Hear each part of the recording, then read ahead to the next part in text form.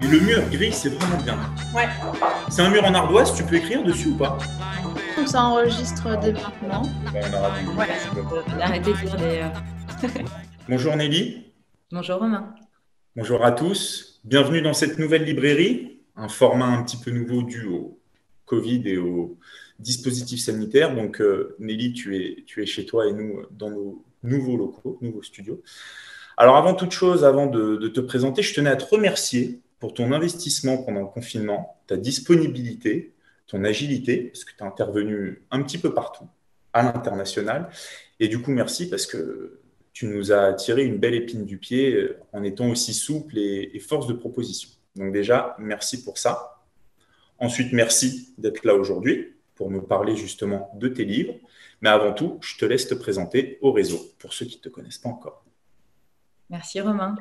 Bonjour à tous, je m'appelle Nelly Labert et je suis enseignant-chercheur à l'université depuis une bonne vingtaine d'années. Et le sujet qui m'intéresse, c'est une période un petit peu bizarre, c'est la fin du Moyen Âge et le début de la Renaissance, une période qui ressemble étrangement aujourd'hui, qui est un peu une période du nini. C'est plus quelque chose et pas encore quelque chose. Donc moi, ce qui m'intéresse dans mes ouvrages et puis plus largement dans les conférences, et ce que j'essaie voilà, de faire passer, c'est d'essayer de comprendre comment cette période est un laboratoire où la modernité se met en place et comment elle peut nous aider aussi à mieux comprendre ce qui se passe aujourd'hui. D'accord, c'est très clair, c'est très bien, parce que on peut justement se demander le rapport avec l'entreprise et ta présence dans notre réseau par rapport à ce sujet-là. Mais avant de rentrer justement plus dans le détail, eh ben, on va te demander de nous présenter des livres qui te tiennent à cœur. Un, deux, trois, quatre, comme tu veux, parce que tu es très productive. Je te laisse nous présenter tout ça. Merci Romain. Alors, c'est difficile de se dire quels sont les livres que je vais choisir. Il y en a à peu près une vingtaine, mais du coup, parmi ces livres, ce qui me semblait important, c'était déjà un critère d'accessibilité. Que ce ne soit pas un livre de chercheur voilà, qui tombe un peu des mains, mais qui soit aussi un livre où les adhérents puissent trouver des informations utiles pour eux. Alors, soit plus largement en termes d'intérêt, de culture générale, mais pas que. Aussi des ouvrages qui puissent un peu les divertir et puis qui les amènent aussi à réfléchir. Parce que je pense que ce sont les trois étapes qui sont importantes quand on rencontre un livre, hein, qu'on puisse avoir ces trois plaisirs un peu du texte. Alors, un peu dans l'ordre, je vais commencer par une sorte d'introduction, un peu un picorage, parce que je pense qu'on en reparlera. Ce qui est très important pour moi, c'est la question du temps qu'il faut offrir au lecteur quand on écrit, parce qu'on pense vraiment à lui, et autant quand on est lecteur qu'on peut consacrer à ce moment de lecture, qui est aussi une parenthèse dans un temps et dans des urgences qui nous prennent. Alors déjà, pour répondre un petit peu à ça, ce que je souhaitais présenter, c'est par exemple les 100 mots du Moyen Âge, qui a été coécrit avec une collègue qui est historienne. Et l'idée, c'était aux presses universitaires de France, sont les anciens que sais-je, c'était de proposer vraiment en format très réduit 100 mots qu'on peut picorer. Alors c'est une page, ou même la moitié d'une page, sur un thème très précis et écrit de façon un petit peu enlevée. L'idée, c'est qu'on puisse avoir une plongée un peu dans l'air du temps et en même temps dans le temps du Moyen Âge, mais en choisissant, en picorant, en étant soi-même un peu ce lecteur qui se dit de quoi j'ai besoin aujourd'hui et qui puisse se dire aussi tiens, j'ai envie de découvrir quelque chose. Donc l'idée, c'est pas de les lire de façon continue, mais justement d'opérer son propre choix en fonction de ses envies, de ses besoins et aussi voilà, de son humeur du jour. Pour préciser, il était présent dans la librairie de la Convention l'année dernière. Il était en vente à la librairie de la Convention. Donc certains ont dû l'acheter. Voilà. Le deuxième ouvrage que je voulais vous présenter, en fait, c'est cet ouvrage-là qui s'appelle Nouvelles du Moyen Âge, paru aux éditions Gallimard. On a vu qu'on a été très largement influencé par ces nouvelles d'un temps voilà, qui était un temps empesté, un temps de la catastrophe. C'est exactement ce que racontent ces nouvelles du Moyen Âge et en l'occurrence le Décaméron de Boccace qui est écrit par cet Italien en 1348. Alors Boccace est déjà un auteur connu qui écrit en latin à l'époque et puis en fait à Florence, sa ville, arrive une épidémie complètement inconnue qui débarque en fait par les bateaux génois et qui va décimer un tiers, voire la moitié de l'Europe entière. Et Boccace assiste impuissant à ce ravage de la peste, puisqu'il s'agit de la peste, de cette pandémie qui va dévaster sa ville. Et c'est toute une réflexion qu'il va faire sur les dommages du corps social. C'est-à-dire au-delà de la pandémie, au-delà de la dimension médicale, ce qu'il constate, c'est qu'en fait, cette maladie intervient à un moment donné où les liens sociaux se sont distendus. Et ce qu'il va proposer, c'est une sorte d'utopie. Il va nous raconter les ravages de la peste, donc on y assiste comme si on était, et au bout d'une vingtaine de pages, il va nous raconter une fiction. 7 femmes et 3 hommes décident de partir à la campagne. Et qu'est-ce qu'ils vont faire à la campagne? Eh bien, ils vont se raconter des histoires. Alors, le programme de Boccace, c'est vraiment un programme politique, c'est-à-dire ces 10 personnages vont être élus tous les jours rois, donc c'est un vrai paradoxe, l'élection d'un roi, destitués à la fin de la journée. Ils vont s'occuper de l'organisation de la journée et surtout, ils vont s'occuper de chacun raconter une histoire. Donc, c'est vraiment une économie collective. Tu parlais aussi d'agilité, c'est comment répondre aux malheurs du temps en faisant quelque chose à sa portée. Et qu'est-ce que peut faire un écrivain à sa portée? Eh bien, c'est raconter des histoires et faire raconter des histoires aux autres. Donc, c'est vraiment un ouvrage qui est assez magique.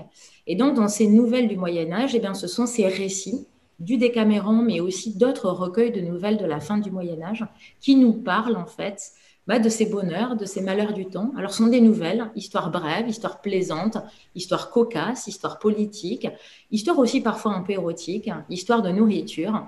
Donc, voilà, c'est vraiment un univers en soi. Pasolini s'y est aussi beaucoup penché. C'est vraiment un ouvrage fondateur, le Décaméron de Boccace. Et l'idée, c'était de faire un choix parmi les nouvelles et de les mettre à disposition du public. Donc ça, c'était un peu mon deuxième choix de lecture. Très bien. Mon troisième choix de lecture, en fait, sont les 15 joies de mariage. Alors là encore, on est dans le Moyen-Âge avec une couverture assez singulière, mais qui raconte bien ce qui se passe dans ce livre. Alors les 15 joies de mariage sont les 15 récits de ce que doit subir un homme marié. Alors, ce qui est assez intéressant, c'est qu'on part sur quelque chose qui est assez misogyne. Le livre nous dit ne vous mariez pas. Alors, ce qui était intéressant, c'est que la publication de ce livre, ça a été un hasard du calendrier, est sorti en plein milieu des débats pour le mariage pour tous, où on expliquait que le mariage était là depuis la nuit des temps. Pas du tout. Le mariage, sous sa version catholique, avec toute la cérémonie, en fait, arrive assez tardivement au Moyen-Âge, au XIIe, et déjà au XIVe, on commence à avoir des ouvrages qui nous disent « faites pas ça ». Surtout pas, on peut se marier de multiples façons, mais ce sacrement-là est assez compliqué pour s'en défaire. Alors, on nous raconte comment on peut divorcer. On nous raconte aussi ces querelles maritales. Alors voilà, c'est des dialogues, c'est hyper enlevé, c'est super moderne. Et surtout, sous des aspects misogynes au départ, en fait, c'est une vraie réflexion sur ce que c'est que le rôle de la femme, son pouvoir, sa place et comment elle va essayer de conquérir aussi, à sa manière, des libertés. Libertés domestiques, mais pas que. Donc, c'est voilà, 15 scénettes, un peu comme du Feydeau, mais du Feydeau médiéval. Donc, c'est aussi une petite pépite qui change complètement des idées reçues qu'on peut avoir sur la période. Et donc, comme tu nous disais, on sent une modernité par rapport à l'ouvrage et la période. Donc, on peut se dire qu'effectivement, si c'est sorti pendant le sujet du mariage pour tous, c'est quelque chose de très actuel, mine de rien. On retrouve des points... Complètement, et surtout sur des choses qu'on n'attendrait pas, notamment sur les droits des animaux. Il y a énormément de réflexions, en fait, comme ça, égrenées, sur l'animal. Le mari aussi est comparé à une bête qui est abêtie, etc., etc. Donc, c'est assez intéressant de voir que dans ces œuvres, en fait, qu'on ne connaît pas, on a vraiment tous des sujets qui font écho à des choses qui nous sont contemporaines. Alors, il ne faut pas non plus se leurrer, hein, tout n'est pas dans tout. Ce qui est intéressant pour moi dans cette période et ce que j'aime faire partager, c'est à la fois le sentiment d'étrangeté. C'est-à-dire c'est un ailleurs, mais c'est un ailleurs qui est le nôtre. C'est-à-dire c'est cet ailleurs qui est constitutif de tout ce qui va arriver par la suite. C'est-à-dire qu'à la fin du Moyen-Âge, l'Europe se construit, on a les premiers krachs bancaires, les dévaluations, la naissance des hommes d'affaires, on a le Brexit. Enfin, il y a plein de choses qu'on connaît aujourd'hui, la pandémie bien sûr, qui sont déjà là, et on a ces hommes de leur temps, mais qui sont aussi de notre temps, qui réfléchissent à ça, qui s'interrogent. Donc, à la fois, on a un sentiment d'étrangeté, c'est un ailleurs, et à la fois un sentiment de proximité. Alors, l'idée pour moi est jamais de dire, voilà, c'est un parfait exotisme ou c'est exactement la même chose que Même nous, chose. tout ça, mais d'inviter vraiment à être dans un dialogue avec ce qui a été nous avant et peut-être nous, peut-être plus tard, dans un Ouais, continuum aussi. d'accord. Tu as un quatrième livre à nous présenter? Oui, le quatrième qui, lui, est plus contemporain, enfin en tout cas qui est un essai, qui est La langue ne rougit pas. Donc la langue ne rougit pas, c'est une réflexion sur ce que c'est que être médiéviste, hein, c'est-à-dire travailler sur ces périodes-là, aujourd'hui. Alors c'est pas du tout un ouvrage technique, c'est vraiment un essai qui essaie de penser, comme le faisait Michel Serres, mais qu'est-ce qu'on est en train de vivre aujourd'hui dans cette période de mutation? Comment est-ce qu'on peut transmettre des choses? Qu'est-ce que transmettre aujourd'hui? Qu'est-ce que interpréter un texte? Comment ces textes peuvent nous parler? Qu'est-ce que écrire? Voilà, donc c'est vraiment une somme de réflexion sur le mode de l'essai philosophique aussi, mais avec plein de références actuelles et aussi de références littéraires. Voilà, c'est un ouvrage qui est assez bref, mais qui voilà, invite aussi, là encore, à se pencher pour les lecteurs sur leur propre pratique, de prendre du recul aussi, et aussi de les inviter à lire des choses qui peuvent être différentes et nourrir leur propre réflexion. Ok. Bah, merci pour ces présentations. Et du coup, je pense que tu nous as un petit peu répondu sur la deuxième question. C'est à savoir pourquoi déjà tu t'es plongé dans ce domaine, dans ce sujet-là, et pourquoi tu as voulu écrire dessus. Mais je pense qu'on a eu quelques idées, mais si tu peux nous expliquer un petit peu plus. Alors, je trouvais ça très intéressant, cette période. Quand on a un découpage dans les livres, à l'université, enfin peu importe où, on découpe par siècle. On parle du 16e, du 17e, du 18e, du 19e, du 20e et du 21e siècle. Quand on parle du Moyen Âge, en fait, on va parler avec un mot de 1000 ans. C'est-à-dire que sous un mot, on va mettre 1000 ans là où un autre mot recouvre 100 ans. Et je trouvais ça complètement phénoménal de se dire, voilà, on a une tranche de gâteau qui est offerte à notre curiosité pour apprendre énormément de choses sur un moment de bascule qui est un changement de paradigme, la fin du Moyen Âge. Comme on connaît ce changement de paradigme aujourd'hui, c'est ce que dit Michel Serres. À titre d'exemple, qui concerne aussi le livre, c'est là où on retrouve aussi cette fonction du livre, et merci pour cette librairie. À la fin du Moyen Âge, on assiste à une révolution sans précédent. On va passer du manuscrit à l'imprimé. Comme aujourd'hui, on passe de l'imprimé au numérique. Les historiens des techniques et des technologies, et Michel Serres le premier, disaient que là, on est en train de vivre le troisième changement de paradigme de l'humanité. Je trouve ça extrêmement riche. Quand je parlais de laboratoire, c'est ça, d'essayer de voir comment ça s'est passé pour d'autres, pour essayer de pousser aussi un soupir de soulagement. D'autres y sont arrivés, on devrait pouvoir y arriver puisqu'on a d'autres moyens que nous et une autre connaissance qu'eux. Une des caractéristiques de ces temps-là, de ces temps de changement de paradigme, c'est une accélération du temps. On la connaît tous. Et pour moi, du coup, je réponds à ta question sur pourquoi écrire. Écrire, c'est un luxe. Écrire, c'est prendre le temps. Écrire, c'est donner le temps au lecteur. On va s'installer dans un hors-temps qui va permettre de mieux réinvestir le temps. Boccace parlait justement pour ses nouvelles d'une récréation, mais qui va permettre la recréation. En fait, cette sortie du temps, elle permet de revenir vers la société civile, vers son entreprise, vers ses collaborateurs, en s'étant nourri d'une pensée qui n'est pas une pensée de l'urgence. Je trouve ça vraiment essentiel. Euh, on a voilà, souvent évoqué ces urgences-là, mais Proust parlait de ce temps perdu, puisque c'est le titre aussi qu'il va employer, de ce temps retrouvé. Mais je crois que ce sont ça les enjeux de l'écriture. D'accord. Bah, c'est noble, et puis ça correspond aussi à ce que tu fais dans le réseau, cette notion de partage et de prendre le temps, de donner le temps. Donc, bah, merci en tout cas pour ces présentations qui donnent envie. En tout cas, moi, me donnent envie. Et ça m'amène à cette troisième question qui est, quand on pense Moyen-Âge vulgairement parlant, quand on se dit un mot pour Milan, effectivement, on se dit c'est un sujet, un domaine assez confidentiel, d'universitaire, entre guillemets, peut-être un peu poussiéreux à l'ancienne. Et on se dit, quel est le rapport avec l'entreprise d'aujourd'hui? Donc, tu nous l'as aussi amorcé un petit peu dans tes premières réponses. Mais pour ceux qui seraient intrigués par ce sujet dans le réseau, mais qui n'osent pas y aller clairement, quel lien tu peux nous faire entre le Moyen-Âge, le dirigeant, l'entreprise, très concret, qui pourrait justement envie au plus réticent, je ne sais pas si c'est le bon mot, mais envie de se plonger dans cette journée qui justement est une récréation et qui peut aider à la recréation, comme tu as dit tout à l'heure. Alors bien, beaucoup de choses. Déjà sur les méthodes de travail, il y a des collègues voilà, chercheurs qui avaient travaillé sur la division du temps et le travail et la chaîne, avec les cisterciens notamment et les modèles des monastères. Donc c'était aussi intéressant de voir que cette conception du travail déjà de façon globale existe déjà, a été déjà pensée et déjà réalisée au Moyen Âge. Je vais prendre un exemple que nous, on connaît très directement, qui est l'ubérisation. L'ubérisation, si on parle par exemple de la grève, faire la grève, c'est pas du tout arrêter de travailler. Au contraire, c'est aller se rendre à place de grève pour aller décharger en fait les bateaux. Donc, on va louer ses bras pour la demi-journée, pour la journée. Alors, on est là pour transporter des marchandises. Donc, on voit très bien qu'on est déjà dans une ubérisation avant l'heure. On a énormément de points de jonction.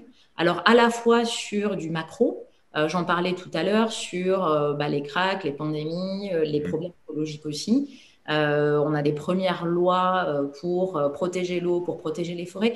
Énormément de choses qui se passent aussi pour la place de la femme par rapport au travail, sur la rémunération. On a énormément de choses qui sont voilà, dans ces ères du temps de fin de Moyen-Âge et de fin de période contemporaine que nous connaissons aujourd'hui. Ce qui est intéressant, je pense, pour le dirigeant, c'est de comprendre que là, il est dans un moment charnière où il y a une convergence en fait de faisceaux sur plein de points différents et qu'il peut aussi retrouver des préoccupations qui lui sont propres, qui lui sont contemporaines et qu'elles ont un écho et donc de pouvoir prendre du recul, de pouvoir prendre la distance. Le but du jeu n'est pas de transformer les dirigeants en médiévistes. Le but du jeu est de pouvoir s'inspirer de pratiques pour pouvoir se dire, voilà, par exemple, Léonard de Vinci, qui est exactement un homme de cette période, c'est un homme du Nini, qui est ni du Moyen-Âge et ni de la Renaissance, il est vraiment dans ce trou de 1452 et qui va jusqu'au XVIe siècle. Eh bien, Léonard de Vinci, ce que les chercheurs montrent aujourd'hui clairement, outre sa qualité intrinsèque et son génie, c'est qu'il travaille dans une ambiance de coworking. Et c'est ça, c'est ce qui fait exactement émerger le fait de travailler dans une bottega, puisque c'est le nom que ces ateliers italiens ont.